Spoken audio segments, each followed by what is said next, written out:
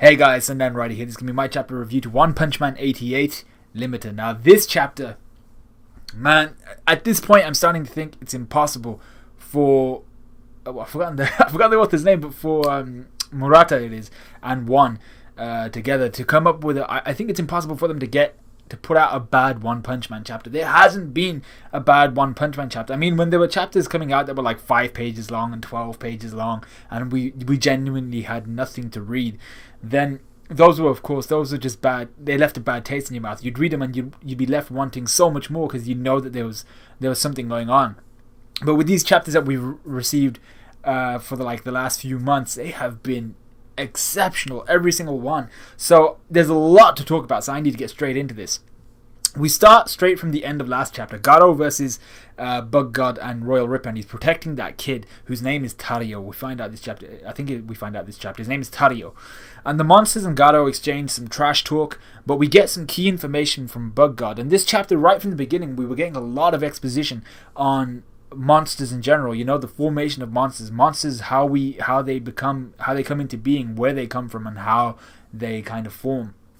So Bug God says we monsters are those who went beyond human values. So he's kind of almost informing Garo. Essentially, he's telling Garo that he needs to go further beyond humanity and reach for the degeneracy beyond that limit. And that's what this chapter was called, the Limiter, or something like that, Limiter. We then have the so-called monster Garo try his best to protect the kid, showing a degree of care we've only really seen him show towards Bang, his sensei. And he then drops some knowledge on the kid. Garo's telling him, he's like, you haven't been born with a silver spoon in your mouth. Get your ass up and work for yourself. He has to work every time. He's telling the kid, you have to work every time there's a tough situation. And you got to make it out the other side stronger. Otherwise, you're not going to survive. This isn't the way you're going to live. Every time I've seen you, you've been lying on your ass, scared shitless. You got to get up and work for yourself, So I was like, this is pretty cool. It's a nice message to give to the kid. And it's always, the whole silver spoon thing is always a good message to deliver to kids in general. He even addresses the boy by his name at this point, which was cool. And it actually shows that Garo does care about the kid or have some form of a deep relationship with the kid on some level. And I assume it's probably because he sees himself in the kid. He then saves the boy from an impaling and delivers a powerful blow to Royal Ripper. And I was like, at this point I was like, Garo's gonna wreck these guys. Bug God and Royal Ripper, what are they gonna do? But then Royal Ripper stabs his arms into the ground after breaking a fall. He then breaks his own arms in the process, just to get rid of the impact of the fall, and then breaks his arms back into place. And it was at this moment I knew this was fucked up. I was like, bruh, if Royal Ripper can do that, we're screwed. Run away from this guy, God, or just run, bruh. I was like, nah, forget this shit. Just run. Whenever you see a character with a Freddy arms and then they just snap back into place, run, boy, just run. So we then get a really interesting scene. We kind of cut away from the fight between Garo, Bug God, and Royal Ripper, and we get a really, really interesting scene. I can't emphasize how interesting it was. A really good scene between Phoenix Man and Gyoro, the kind of head of the monster organization below Orochi. So kind of Orochi's right-hand man, the surveillance guy, and he seems to know the most in the Monster Association.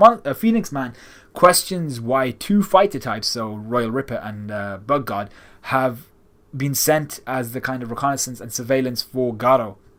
And Gyoro responds first with just a bit of he's trying to bullshit, but then he gets serious and he responds with something unique. He wants Ripper and Bug God to stimulate the growth of Garo. And I was like, okay, how are you going to do that? So he continues saying Garo needs to experience incredible mental and physical pain in order to grow. And I was like, oh shit, I know where this is going. So by the end of the chapter, we realize that this is because of the way monsters are born. He needs to experience incredible amounts of mental and physical pain in order to explode and in order to become a monster. So I was like, alright, we'll get to that. So we then get some information on Orochi, which is something that I really wasn't expecting this chapter. We find out he used to be a human, which wasn't too shocking. We've seen loads of humans transform into monsters, and the kind of prevailing prevailing theory is that humans are the ones that tend towards monstrosity and become monsters somehow. So monsters are all essentially prior humans. or prior to their monster form, they were humans. So we find out Orochi used to be human, which wasn't exactly shocking, like I say. But we find out that he has gone through many failures in his time prior to becoming a monster and becoming a monster. He's gone through so many failures, but this has resulted in his current power. He's successful now off of the back of his failures. So it's like that whole Michael Jordan quote thing. You know, I failed 100,000 shots or some shit like that, and then I made the best ones, and I'm so strong because I failed.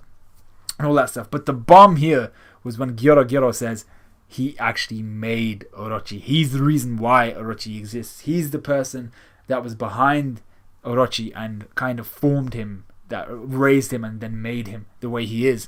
So the person working in the shadows is actually the most vile of monsters. He may not be the strongest, this is Gyoro, but he is incredibly intelligent, and beyond that he knows how to groom humans on the precipice of like evolution into the strongest of monsters. He knows how to sway these humans who are on the edge of like monstrosity, and then he pushes them. He just pushes them and watches them kind of devolve or evolve into the strongest of monsters. And this makes him incredibly interesting, but it also makes his interest in Garo so much more apparent.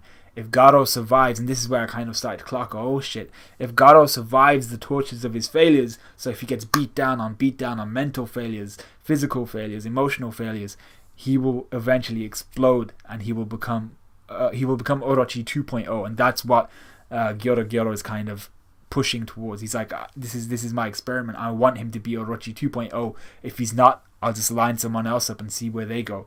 I've got specimens galore. I'm just like, yo, and this revelation was mind-blowing for me because I wasn't expecting it this chapter or anywhere soon. And Gyoro can create these Orochi level monsters just by influencing a human and leading them down the path of destruction. He is dangerous. So we then go to Zombie Man. Now this whole scene was hilarious. Now Zombie Man, we get this kind of like exposition once again. He's like, after years of training, not even after years of training, he's like, after years of tracking down the House of Evolution, I finally found them. I need to destroy the Maniac. And you're just like, okay, this is cool. And we get that backstory, like, we find out this chapter that Zombie Man was actually created by the House of Evolution, by Genis, in a bioengineering or biotechnology kind of experimentation, where the immortality of the body was being pursued, and they succeeded, except Zombie Man was the product, and he escaped, destroyed the lab, and did one. And they never saw him again for a decade, and now they see him again for the first time. So he's like, after years of tracking you guys down.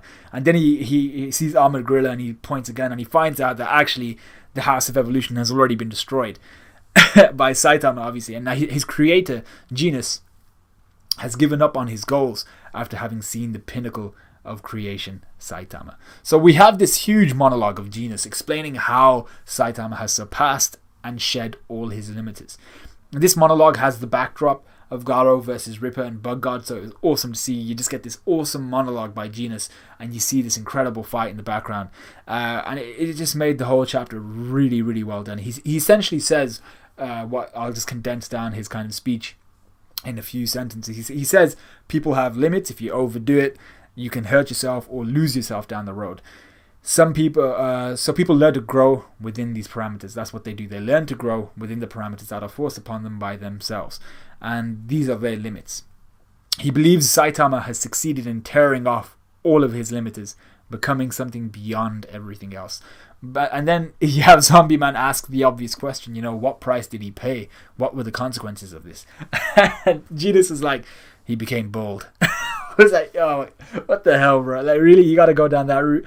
So I was like, okay. But he also then discusses the alienation that Saitama suffers, and that we're also familiar with. His character is devoid of any joy. He's just suffering from complete and utter boredom. So obviously, Zombie Man doesn't quite comprehend the level of power that Genis is talking about. And all the while, by the way, during this whole speech thing that we see Genis giving, we see Garo actually struggling, and it's a good backdrop because we're talking about the pinnacle of creation, Saitama, and we're seeing someone who's really trying to become that. He's trying to shed himself of his limiters, and we're seeing Garo as that person. So Garo's struggling to get rid of his limiters, and he's getting knocked around by Bug God and Ripper, and he's being catapulted into like electrical cables and everything. And then we come to another very interesting part of the chapter, which is the origins of monsters. Now this is once again from Genis. Genis says that monsters are born when humans undergo an explosion of frustration, born of a lack of satisfaction. And this lack of satisfaction could be a lack of satisfaction psychologically, i.e. they have a complex, or just psychologically because of their mental state, and it could be a lack of satisfaction due to their bad habits or something like that. So basically it's just a huge amount of frustration due to a lack of satisfaction in something, whether that be through bad habits or psychologically or anything like that. So essentially these monsters are a product of their environments, and humans become these monsters, and the humans are a product of their environments, which leads to this anger because of the environment they're in, and then this desire to transform into something else. And that seems to be the key here, the desire to transform into something else, and then the explosion of frustration and anger born of the lack of success, essentially, and the lack of satisfaction. Now, it's also not restricted to humans. Non-human life forms have become monsters due to pollution, so I assume someone like Vaccine Man was there due to pollution. And there are artificial monsters as well. But then we find out that there are other creatures like the Sea Folk and Boros and them guys, who are technically, in the broad sense, they're classified as monsters, but they're actually just sentient beings. He then speaks of heroes, individuals who are either born talented and nurtured this talent through hard work. They're either biologically engineered or are born with exceptional talents like telekinesis or genius ability, like Genus. So he's speaking of all these heroes, and you realize that all of these classes you can't put Saitama in any of these classes. And then he goes on to Saitama by saying Saitama was none of these. He was the average guy, average Joe Blogs, the one who's no one knows his name. He doesn't have anything about him that sticks out. Not his nature, not his nurture, nothing about this guy sticks out. But through sheer hard work, he surpassed all his limiters, and he's broken through every ceiling that he could possibly break through, and he's gone beyond ceilings. There's no ceilings where this guy's at. So the hype for Saitama this chapter, this was amazing. I mean, how can you hype a guy so much, even though we know the guy can't lose? He's still hyped beyond belief, and I don't know why it was there, but it was there, and I was enjoying it. I was like, yo, this is too sick.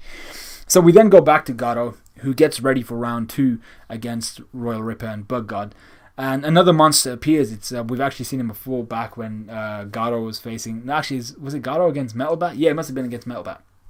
And we see Sludge Jellyfish, and he's holding the boy Tario, who had just run away on Garo's command, and now we're just like, oh shit, and he's holding him hostage.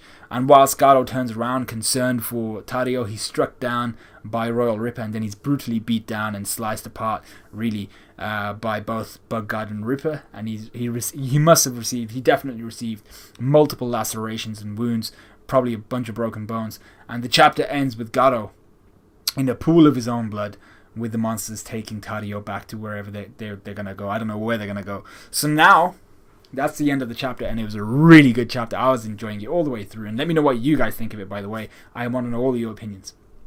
But now, what's going to happen next? So, Gyoro and Gina said that, from all the exposition we gained from them and from all the information we gained from them, we know that this should be, and hopefully is, Garo's moment to explode. The frustration has accumulated, and now it's just too much. It's become too condensed. He needs to explode. So he needs to become more than what he is, and that is to become a devastating monster. He's got a less than satisfying life. He's failed many times, and this is his moment to just let all that anger really just burst.